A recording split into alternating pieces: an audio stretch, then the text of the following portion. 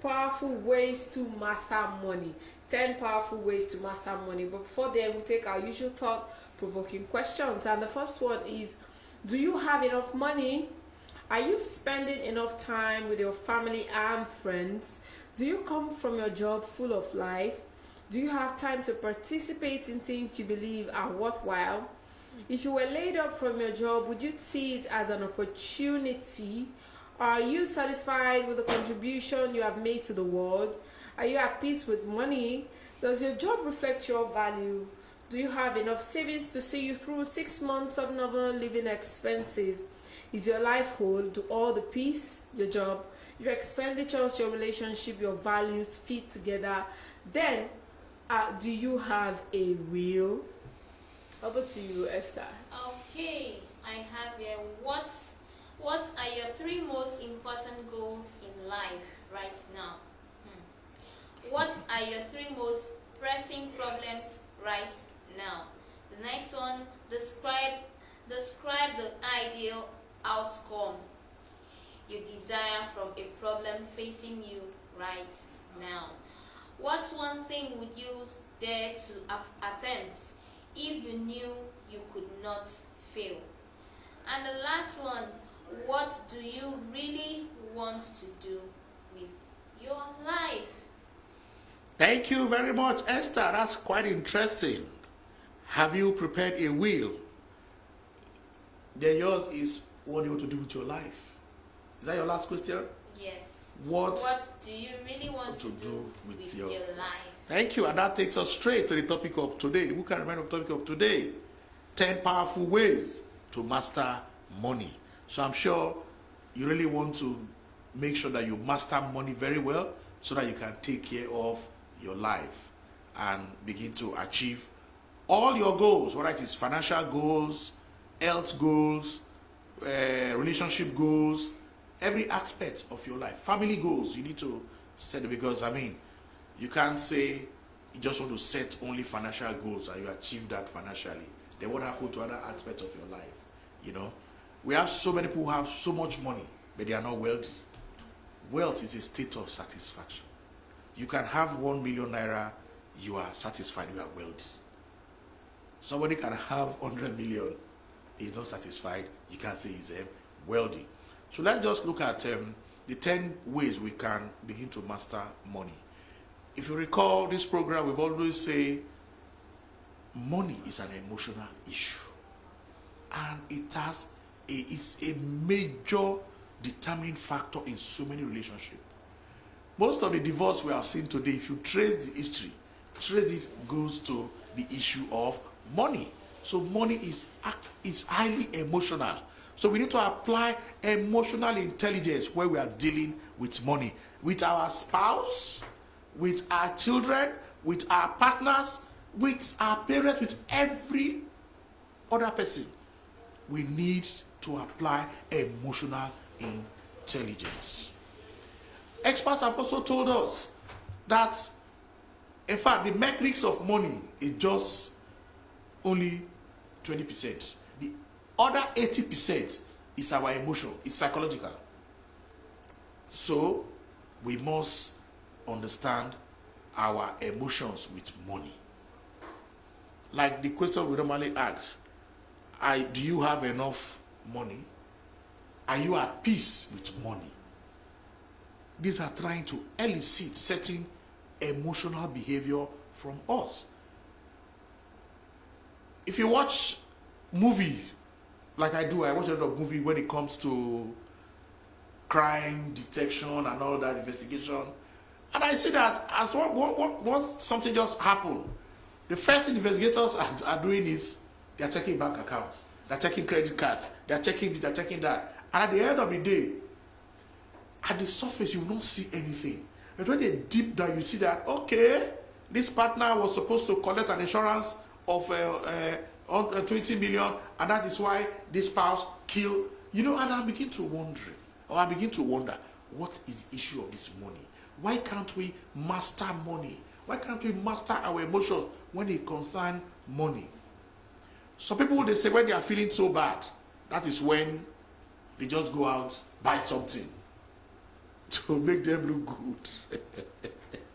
And we have said, don't take any financial decision when you are angry. And when you are excited, because these are two extremes. When you are excited, don't make financial decision. When you are angry or when you are excited. So you should be able to hold on. Don't take that decision.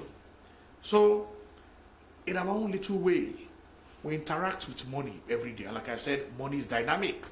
Money moves to where it is taken care of. Money is an exchange of our life energy. You exchange value and you get money. So what are the 10 powerful ways? There could be other ways. Let's just start with these 10 ways that we can apply in our own life to see how we can master money. 1, let go of the past. Most of the money problems we're having today can be traced back to our childhood, can be traced back to the past. We should not continue to dwell on the past. The past has gone. Like somebody told me, the past is history. Today is a gift. Tomorrow is a mystery. So, but that does not mean we are not going to learn from the mistakes of the past. We will learn, but you could not keep going back. If you have made some faulty financial decisions in the past, you need to just forgive yourself. Even forgive all those who have defrauded you one way or the other when it comes to your finances. So you just have to let go of the past for you to focus on the present and see how you can now begin to move forward, because tomorrow is a mystery. So let go of the past for you to master your money. So all the money worries that you've had in the past, just let go of them. Then 2, learn personal finance your way. Yes, we have taught personal finance here, but each and every person is different. If you go and see a financial therapist, of course, after you have been able to diagnose the underlying psychological fact that is responsible for your behavior towards money in a particular way, then it will give you certain recommendation. Okay, use an app, maybe to teach you how to save money. You can also do automatic savings, so that before you see your money, the savings are gone. So you have to learn personal finance your own way. Don't say because this one works for Mr. A, it's going to work for you, or it works for that family, it's going to work for you. So you just have to look at it and see what really suits you. You know, some people don't want to hear the word budget or budgeting, but if you tell them plan spending, they will be more comfortable. So you have to learn your own way. The next way again in which you can master money is stay motivated by making decisions. Don't be afraid to take certain decisions. As long as you are calm, take that decision. Don't do what we call analysis paralysis. That is, you overanalyze. You are afraid to take a decision. No, take that decision and move on. At times, decisions might be wrong, but learn from that mistake and then move on. Yeah, another thing you can do again is understand that 80% of wealth is psychology.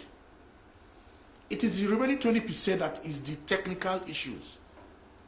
The remaining 80% is your attitude towards money, your attitude towards wealth. The remaining 20% is just the mechanics, the mechanics of how you will make the money. Once you have made the money, it's a lot of emotional attributes that you will need to maintain that money. And you don't get overly excited or you get angry even when you have lost money.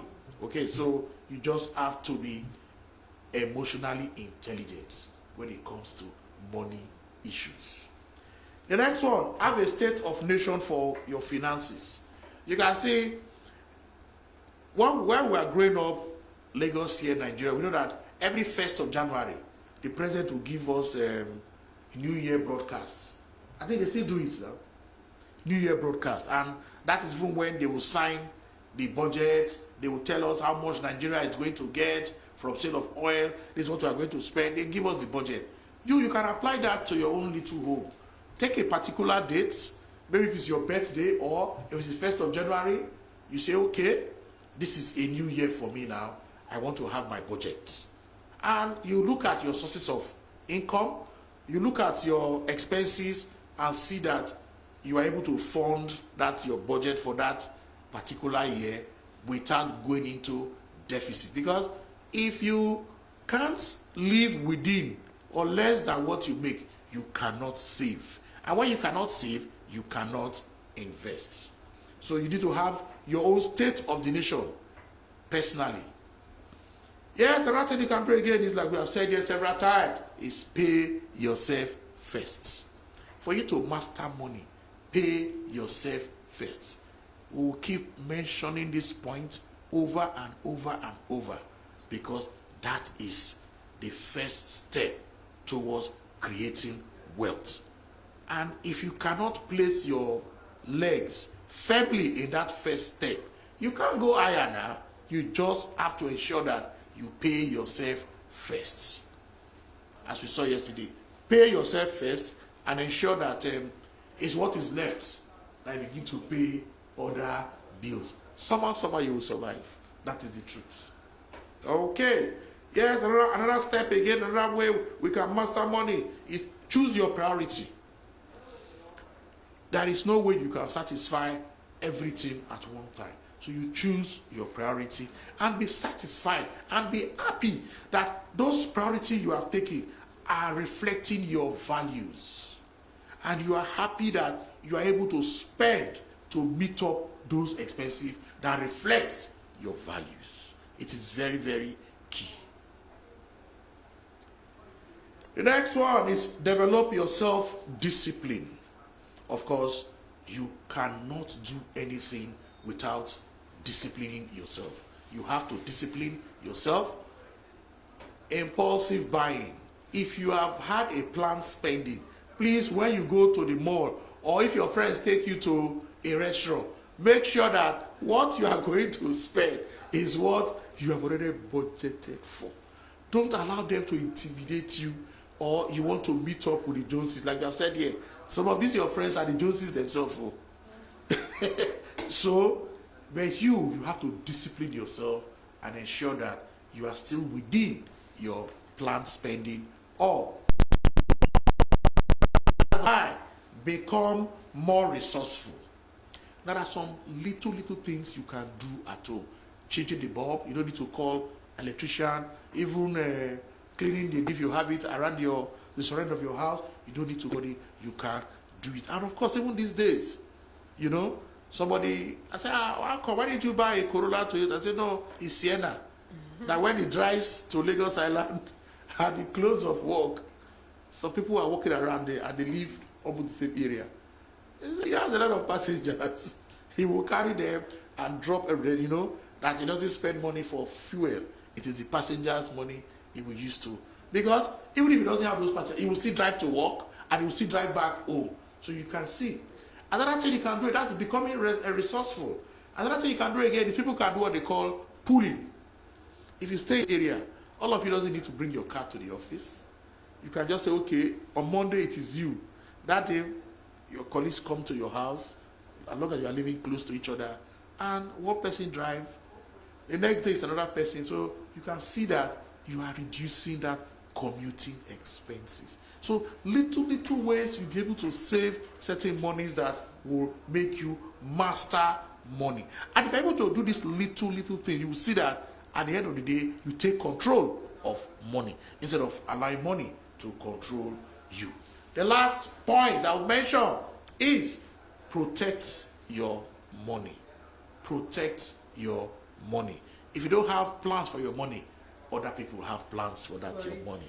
So I will end up with a little quote from somebody I know. You aren't making a living. We are making a dime. From the author of Your Money or Your Life. Thank you. All right, thank you very much, Mr. Charles, for that segment. And for that wealth of information you shared on the Investors Education Series, we'll go for a quick break and I will discuss briefly a very interesting topic on the entrepreneurship segment. A quick break and we'll be back.